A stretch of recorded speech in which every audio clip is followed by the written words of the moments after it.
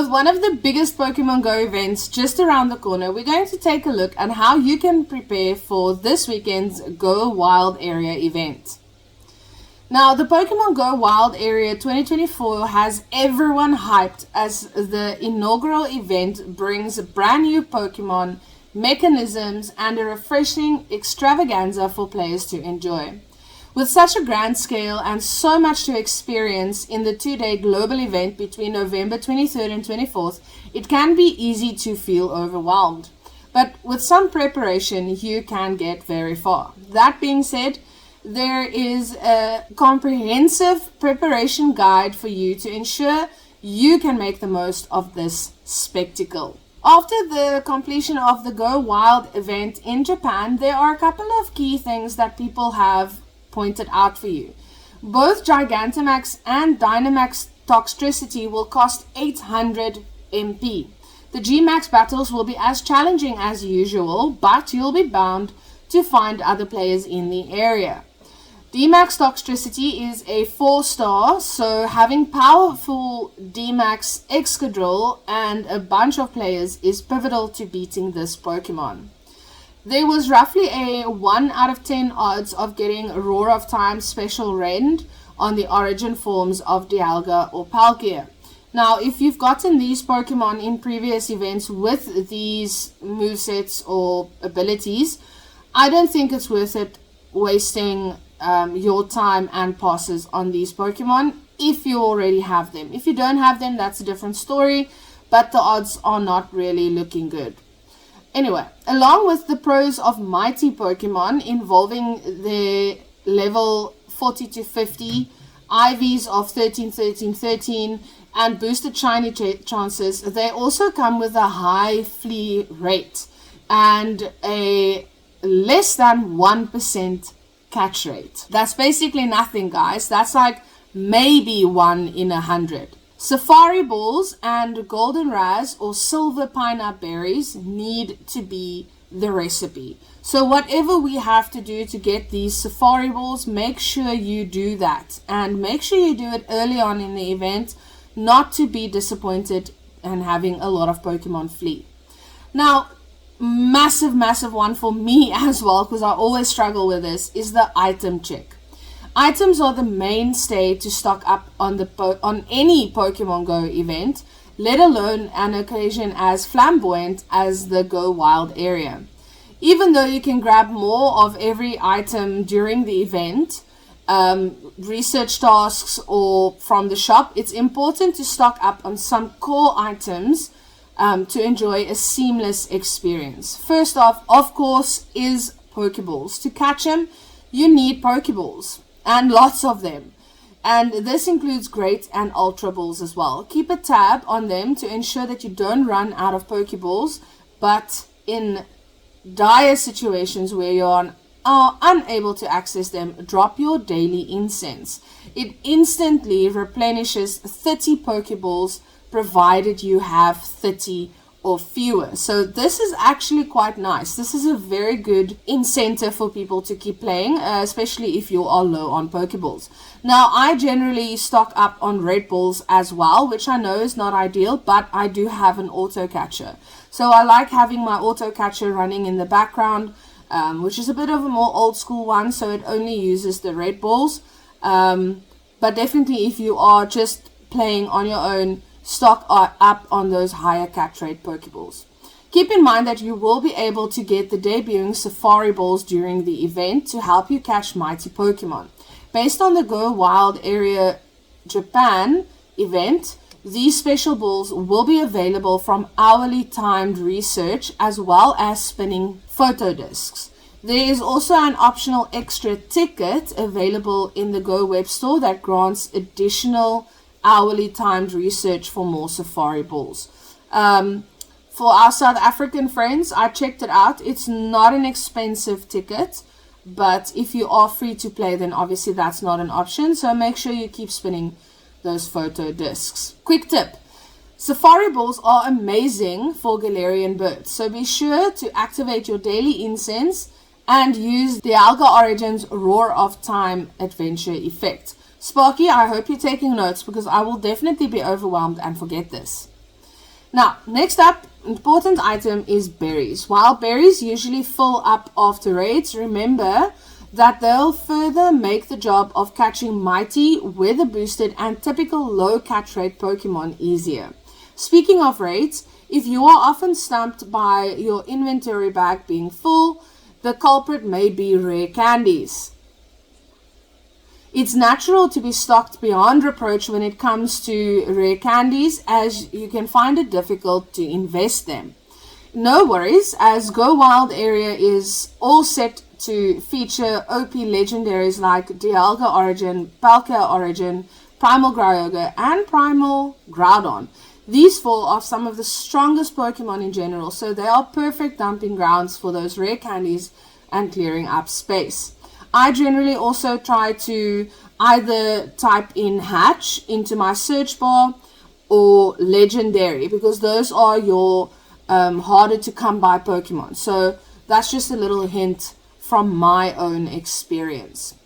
Additionally, if you opt to use adventure effects of the origin forms, you can clear rare candies even more.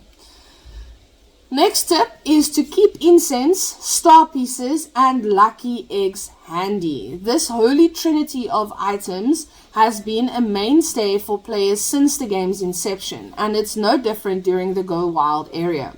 These items you'd probably want running during the event to maximize your XP and Stardust gains while catching as many Pokemon as possible. I generally wait for the event to start and then I pop about 5 or 6 of them just to make sure I can enjoy the first half or so of the event without worrying about my eggs and incenses running out. Now, make sure to open your gifts before the event. You can hoard Pokeballs and other useful items pre-event from the comfort of your home simply by opening up your gifts and sending people gifts back. If you are in search of more friends, check in your local groups, Discords, etc. Post on social media, fill up your friends list, and get yourself more gifts. Just putting out your friend code on Twitter and other social media can grab many friends quickly. I tried this a while ago with Campfire and my friends list filled up in no time. So it definitely does help. If we take a look at raid passes, Go Wild area is leaving no stone unturned in the raids department. Aside from the legendaries stated earlier, Go Wild area also features Toxtricity, both forms, and Snorlax with a stylish studded jacket in 4-star raids. Moreover, they can be shiny. So make sure you have some raid passes ready to go in your bag instead of buying too many on the day of the event. Make sure you also have golden raspberries and silver pineapple berries with you. Taking Toxtricity into account, there are also 2 other important factors to consider: egg incubators and max battles. Toxtricity's pre-evolution, Toxel, will be added to the 10-kilometer egg pool starting from the Go Wild area event, and it can be shiny. Sparky and I have both been lucky enough to each hatch 1, so that's a start. Super excited to get more of these little babies over the weekend. As such, try to hatch all eggs in your collection the day before the event, which will be Friday the 22nd. Buy some super incubators to salvage the increased shiny odds and the half hatch distance. And of course, the one that I am struggling with the most, clearing out my storage. I will definitely have to do a deep clean because I don't have enough time to clear out space by just trading. You can do 100 trades a day, but it's kind of a bit late now. So I'm going to have to do a deep clean and get rid of some of my lesser IVs Pokemon. But the last thing you need to worry about when playing an event like this is not having space to catch Pokemon. This week is the time to be brutal and clear out your Pokemon storage as much as you can. If you keep a living dex, make sure you only have multiples of the meta relevant Pokemon. You are never going to need 20 plus shinies of one particular Pokemon unless it's a favorite. Of course, then we get it. Pikachu! but it is time to say goodbye to them. If you can, meet up with a friend and reroll trade some of your rarer Pokemon that you have saved, but you are going to have to be brutal. If you don't have your bag space maxed out, the morning of Go Wild area is the time to do it.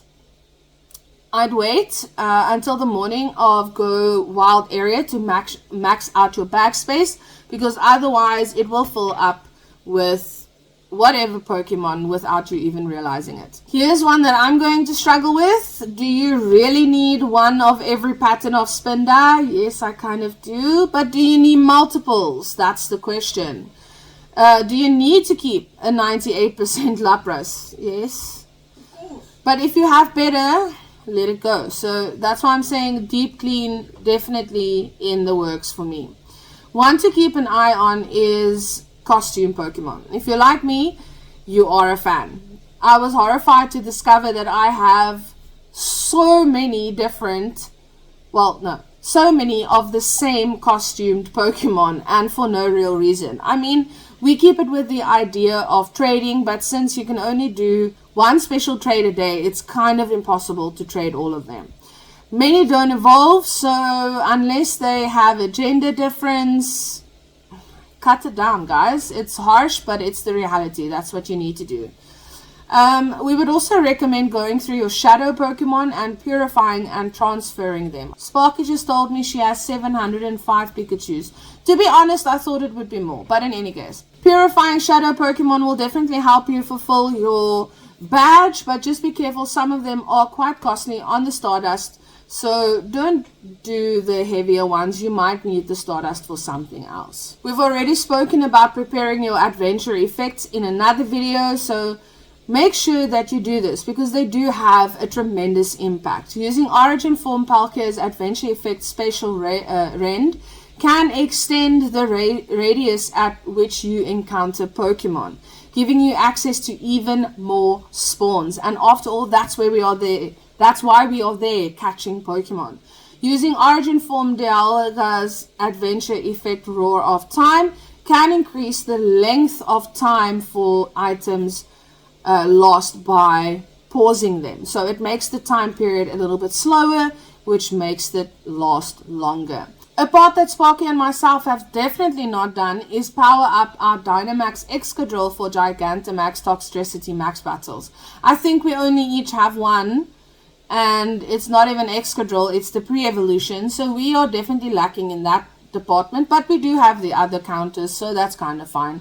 But Gigantamax Toxtricity will be hosted in max battles, and these bouts are hardly a cakewalk. Thankfully, Drillbur is available in the easy peasy 1-star D-Max raids, and the Simply Groundbreaking event has tons of Drillbur candy up for grabs. Keep in mind that G-Max and D-Max bouts cost the same during the event.